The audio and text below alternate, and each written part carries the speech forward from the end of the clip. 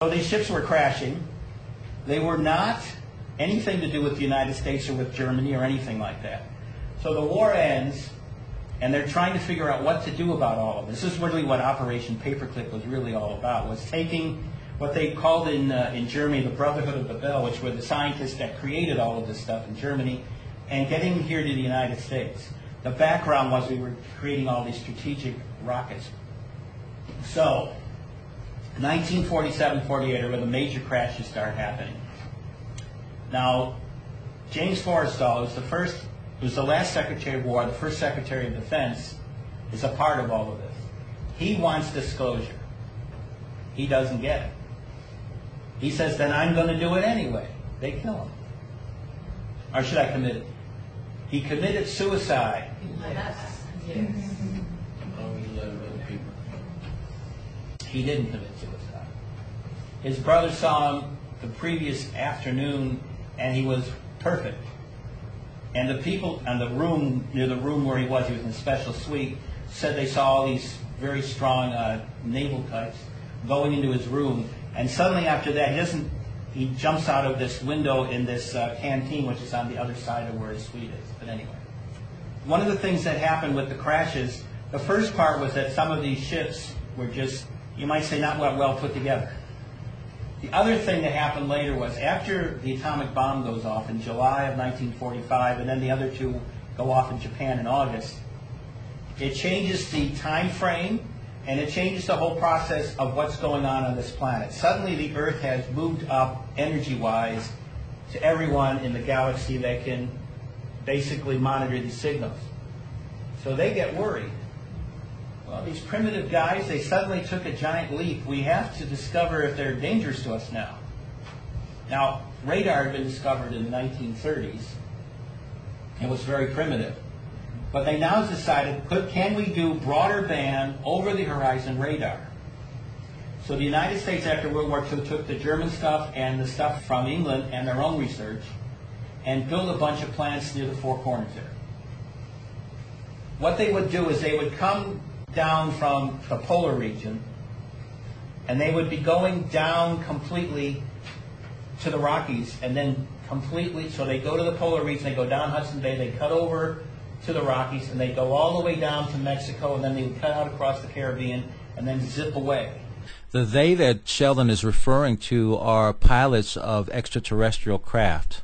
So what happened was, we had this stuff on the Four Corners, this broadband radar. Now it was, what we were trying to see is, could we boost signals by doing these radar units together?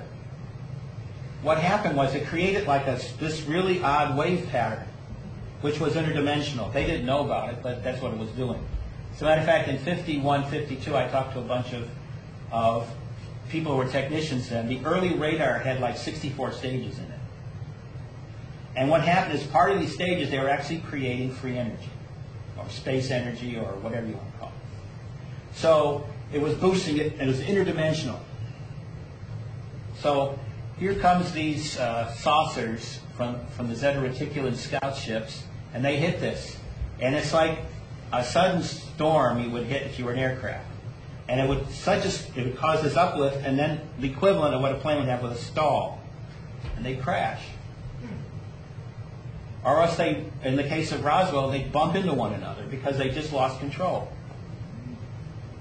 And so what happened was, there were suddenly all these bodies and all kinds of stuff.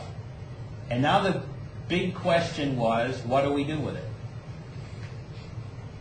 And the other big question was, because of all these crashes, the Inchara Alliance, and let's go back and get that terminology down. Inchara is the dark energy force in the galaxy. It had created dark energy civilizations and empires throughout the galaxy, which they called the Inchara Alliance, or the Children of Inchara. Now these were the people that were sending this stuff. Most of them were non-humans. They were reptilians, they were dinosaurians, or they were, in the case of the Zetas, hybrids. So this group came down. They were basically the servant group. So they were told, go down and check it out. See what's going on this planet. And all of a sudden, there's all these crashes going on. I mean, these ships would crash. They would go off, and they would crash in New Mexico. They would crash in Arizona. They would crash in Texas. Some of them would even make it to Mexico or even crash all the way over into the Caribbean. You're going on a journey through time and space with Talk for Food on webtalkradio.net with Adam Abraham, where we're listening to Sheldan Nidle from a conference workshop called Making Galactic Sense Out of Chaos that was done in Montgomery, Alabama. Let's get right back into it. So there was all this stuff going on in this area, and they would crash. Some would go off into Utah, some would crash in Colorado. They would just go down. So there's all these crashes suddenly happening. There's about 7 of them that we can count within the 1 year period between 1947 and 1948. Roughly May of 1947 to May of 1948. Like 7 of them. The most famous, of course, is Roswell, by a mile, because Roswell is the first one in which the crash happens and the people do something that they don't do in the other ones, because the federal government discovers them, or the Mexican government discovers it. They are asked to do this, namely to go and check it out and see what's going on. And because there's no policy set yet, this is when the arguments are going on between the Department of Defense, the Department of the Air Force, which it just was newly created, and the Department of the Army.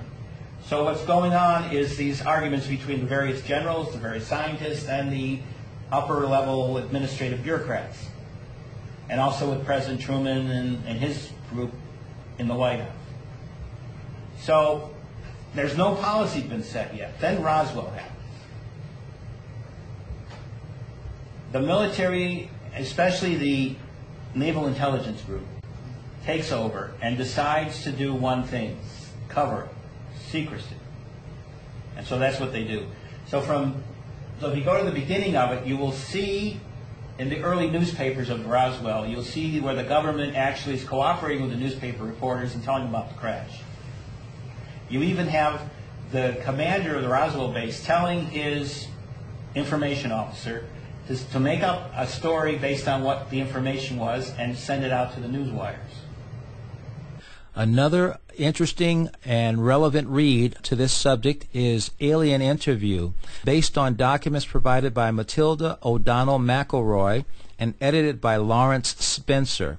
Matilda was a member of the U.S. Army Air Force stationed at Roswell, New Mexico in 1947, and in fact she was the only one that was able to communicate with one of these alien beings, if you will, and translate and provide transcripts of that one's perspective.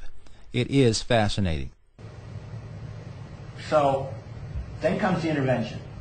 The cover-up begins, Forrestal is killed, and then what starts to happen is the Army and the Air Force and the Navy get in over their heads very fast. All of a sudden, they're discovering 2 things starting to happen.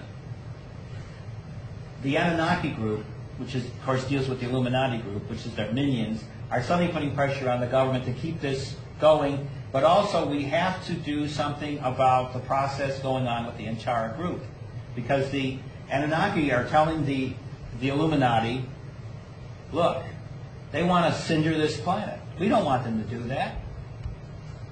You've got to make a deal. So they say, yeah, we got to make a deal. So how do we do this? Maybe you would need some really powerful radio stuff. So they go up to Green Hill, West Virginia, and they build the first radio telescope, which of course is a government project. The purpose of it is supposed to be radio astronomy. The real purpose is we need to get a hold of these guys. So that's what they do. So then in 1949, contact is made. Okay, I'm sure you're wondering about some of these terms, and Sheldan is going to explain this term, or who this group of beings are referred to as the Anunnaki. And again, this is information that you can find corroborated from other sources, perhaps either by the same name or others, but it's ancient, going back way beyond and way off planet Earth. The Anunnaki are a group. When Atlantis happens, and we have the fall into limited consciousness, Atlantis falls shortly after that, a few thousand years after that. The Atlanteans, after they are destroyed by their own, might say that they're basically destroyed by their own